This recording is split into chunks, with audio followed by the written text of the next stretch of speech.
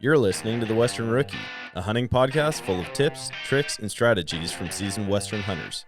There are plenty of opportunities out there. We just need to learn how to take on the challenges. Hunting is completely different up there. I've harvested 26 big game animals. You can fool their eyes, but you can't fool their nose. 300 yards back to the road turned into 3 miles back the other way. It's always cool seeing new hunters go and harvest an animal. I don't know what to expect. If there's anybody I want in the woods with me, it'll be you.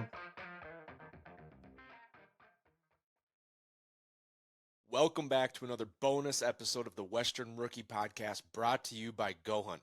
We've got a super exciting application coming up, and a lot of the things we're going to talk about today, if you want to get the full breakdown, I honestly think there is not a better resource out there than the GOHUNT Insider service. We're going to talk about a lot of information, but something that I use on every one of my applications that I do is the GOHUNT Insider service. From draw odds, the filtering tool to pick units, I use the strategy articles, all kinds of information. When it comes time to actually start planning the hunt, I'm looking at the maps a lot. So as we talk through the stuff today, consider going over to GOHUNT, check out their insider service. I promise you, you will not be disappointed.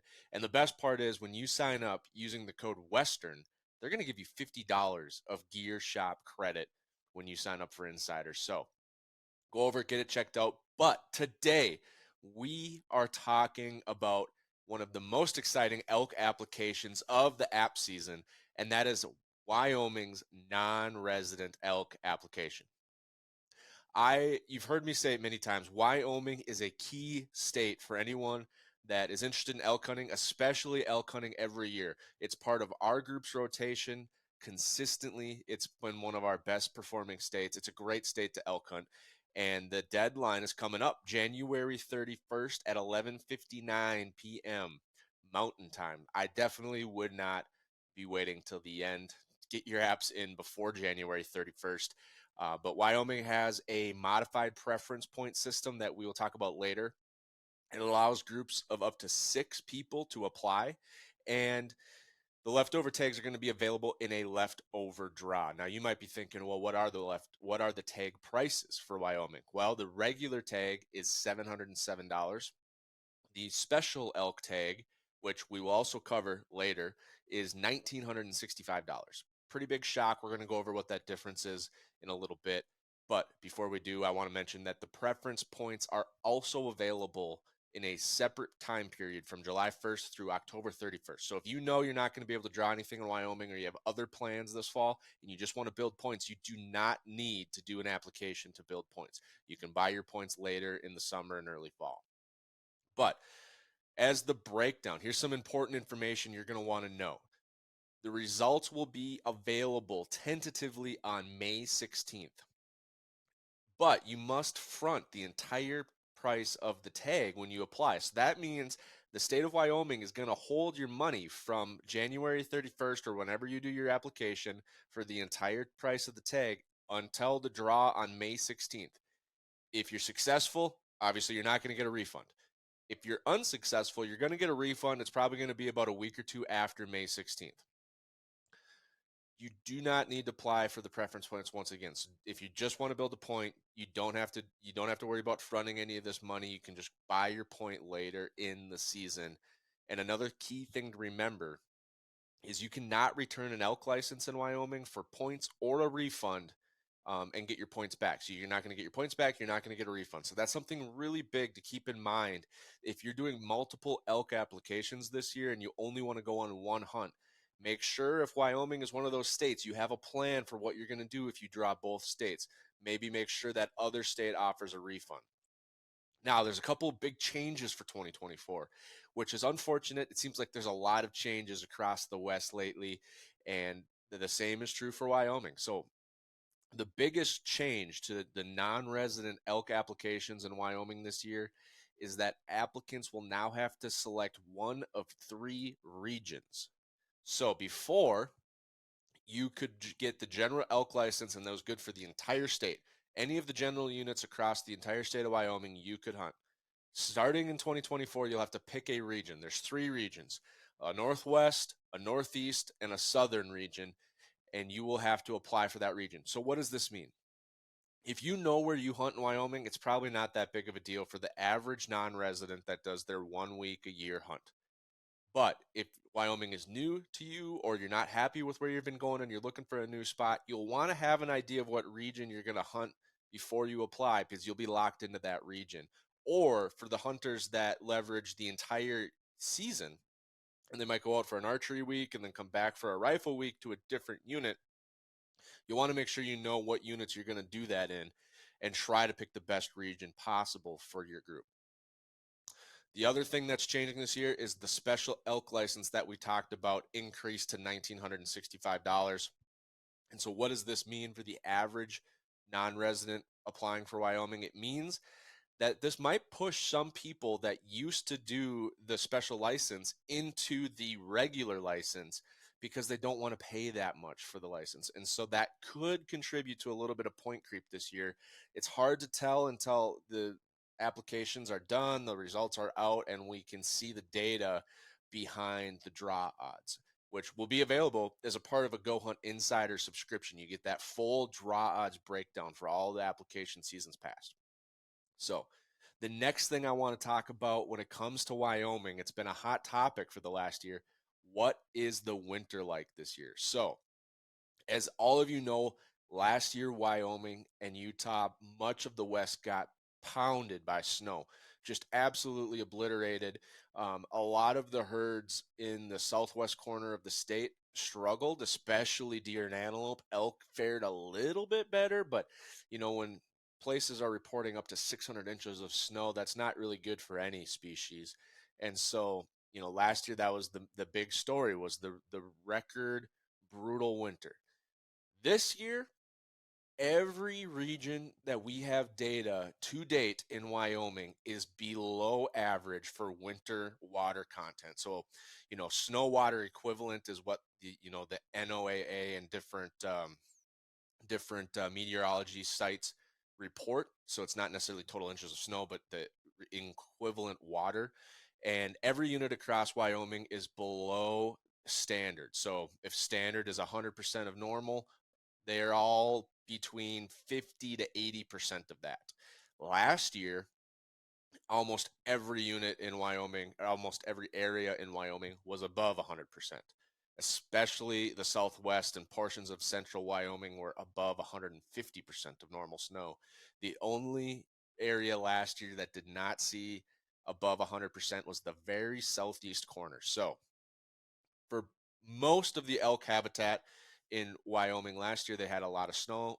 For most of the elk habitat this year, we're seeing something that's returning to normal. So that means we're probably not going to see as much mortality this year. We're probably going to have better fawn recruitment. I would expect tag allocations to not change much from last year. We're not going to probably see another decrease. Don't hold me to that. I'm not a game and fish representative for the state of Wyoming, but that's just my guess, is that we're going to see things kind of return to normal when it comes to the winter. Now, moving on to the draw system in Wyoming. I told you before, they have a modified preference point system. This means that 75% of the tags, and keep in mind, I've been hearing a lot of feedback that, things like what I'm doing with this bonus series is going to hurt residents of the state because I'm maybe showcasing and spotlighting a state's application season. Nearly every state in the West has a fixed allocated number of non-resident tags. So it does not matter if we put this out as the Western Rookie bonus series, or if you find out about it on Google or GOHUNT or from a buddy. There's only so many non-resident tags available each year. It's not going to impact residents' ability to hunt. That being said, 75% of the non-resident allocation will go to the highest point holders. So how does this work? Let's say a unit has 100 tags available for non-residents. There's one person at max points that applies, 18. He's going to get that tag. He or she is going to get that tag. Now there's 99, and they'll work down to the next point level. How many are at 17 that applied? Maybe 0. They keep going down. Where you're really going to find this start to take effect for a general tag in the Wyoming state is in that 5, 4, 3 point range. With the number of points it takes to draw a tag, you're going to see a lot of the everyone above 5 points is probably going to draw. 5 is probably pretty safe. Maybe, greater than 4, but less than 5 might be safe. But then you'll see eventually it's going to run out. There's going to be more apps than available tags in pretty much every unit in Wyoming for the general hunt. And so, it's going to go to the people with the highest points, and it's going to stop somewhere at the, it might be the 4.5 point unit. It might be the 4 bracket. It might be the 3.5 bracket. I don't know where that's going to be. If you want to know, the easiest place to get that information, where I always go to get the most accurate draw odds information, is just simply the draw odds tool in my GOHUNT Insider subscription. It's got all the information from years past, how fast point creep's going. But that's how a true preference point system works. Once they pass all of that, then there's a second round where 25% of the tags are going to get randomly allocated towards all of the remaining applicants at a no point system basis. So it's just a pure lottery at that point for 25% of the tags, which means everyone that applies has a chance, and it has the same chance in the random as someone that has max points. So it's a little bit complicated. It just works as a modified preference point system. To make things a little bit more complicated, Wyoming will look at everyone's first choice, and then they'll proceed to move on to the second and third choices. Only your first choice will use points. That means if you put in for a general elk in the southern region for your first choice and you draw it, you will get your tag and you will forfeit all of the points it took to draw the tag. If you put in southern region general elk as your first choice and you do not draw it, and maybe you do a type 4 or a type 5 cow calf tag as a second choice, and you draw your second choice, you get the cow calf tag and you hold on to your points. So that's something that's really unique about Wyoming. There's an opportunity to hunt. It might not be the tag you wanted, but there's an opportunity to hunt and keep building points at the same time. Very interesting.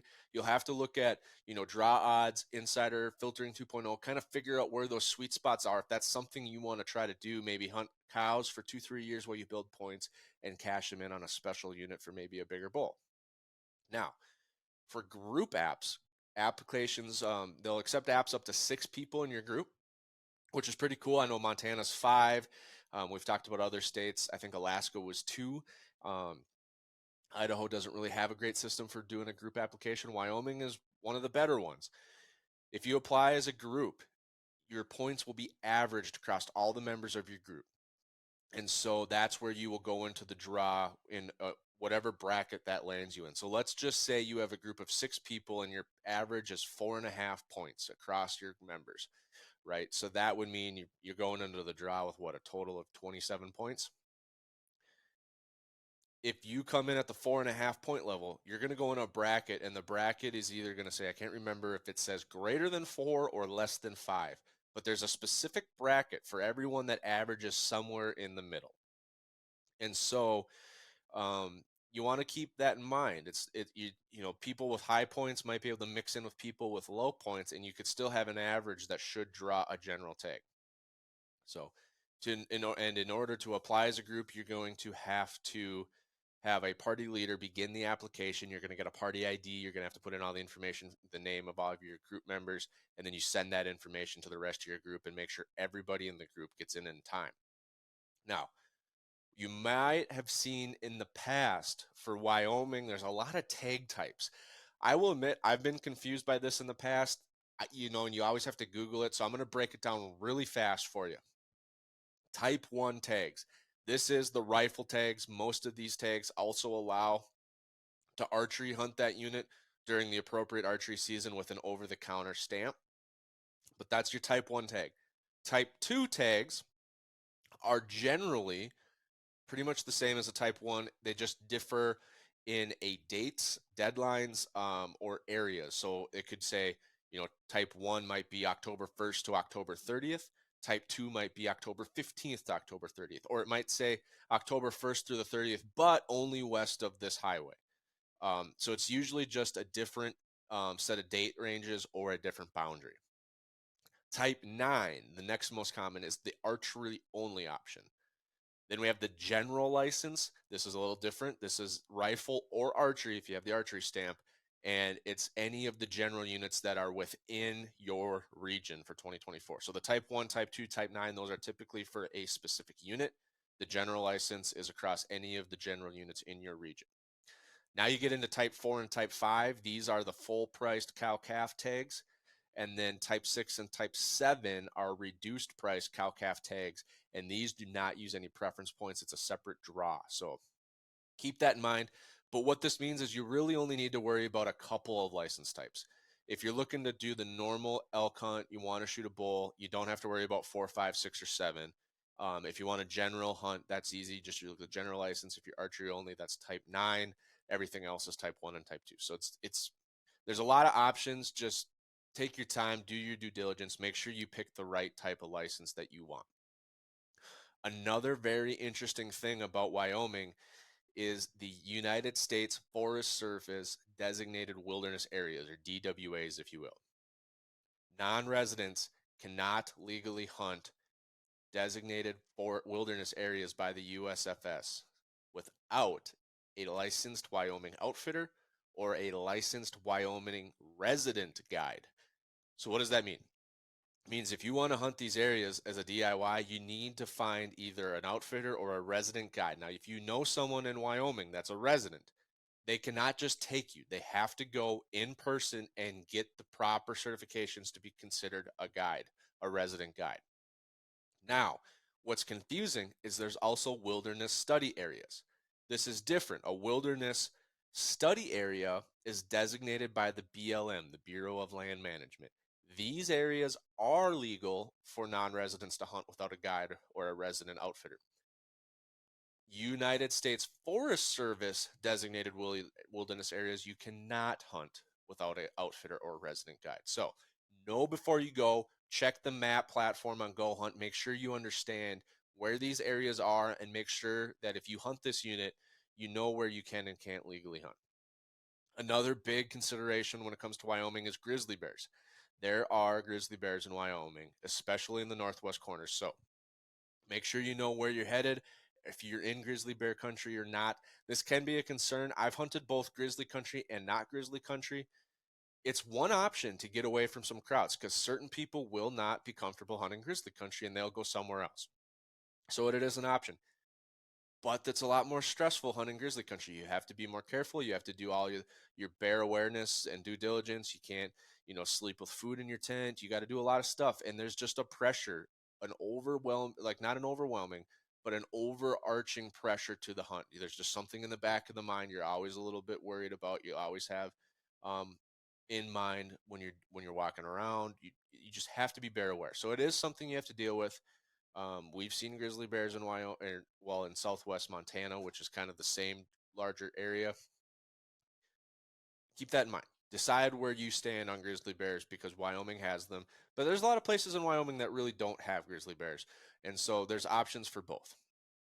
Now, when it comes to the Wyoming elk breakdown, I've said this many times. Wyoming is a key state for anyone looking to elk hunt, especially if you're looking to elk hunt every year and you have a rotation of states going. I think Wyoming is one of the 3 best values for building points and applying for. My system is Montana, Wyoming, Colorado are my 3 main states I rotate through. And then if I draw a special tag outside of those 3 states, that just helps me build points in each of those 3. But it's definitely a great option. It's definitely worth applying for and building points, but Wyoming is not known for the mega giants. What do I mean by that?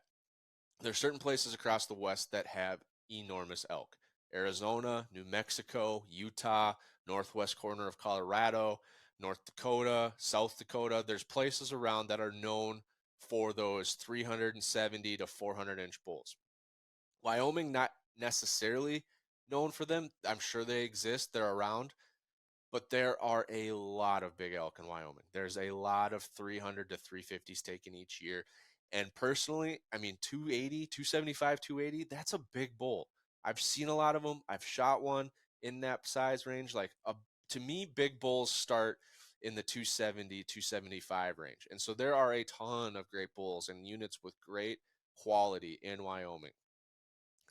the longer seasons of the general units and the type 1, type 2 tanks offer a lot of opportunity for anyone that draws those states. So it's a great state to hunt. It's a great opportunity state. There's a lot of good things about Wyoming. So that's why it's one of my favorite elk states. It's our group's favorite spot to go archery elk hunting by far. And it's just a great state to add into your rotation when it comes to elk. So that is the breakdown for the non-resident elk application in Wyoming. Once again, the deadline is January 31st. You want to get yours in a little bit before tie-in because there's only a once you miss the deadline, unfortunately, you're stuck with building points for the year, which is just a bummer. So make sure you go research Wyoming, decide if it's going to work for you this year. Go get your application submitted. Go check out the GOHUNT Insider service and the mapping options to help you with your application, help you find the perfect unit for you and your group, and get a tag this fall so you are out there holding a beautiful set of antlers come September or October instead of at home watching other people on the TV do it. So there you have it. Go get it. Go get your apps in, folks, and get a tag this fall. And we'll see you back next week with another Go Hunt bonus series episode. Thank you.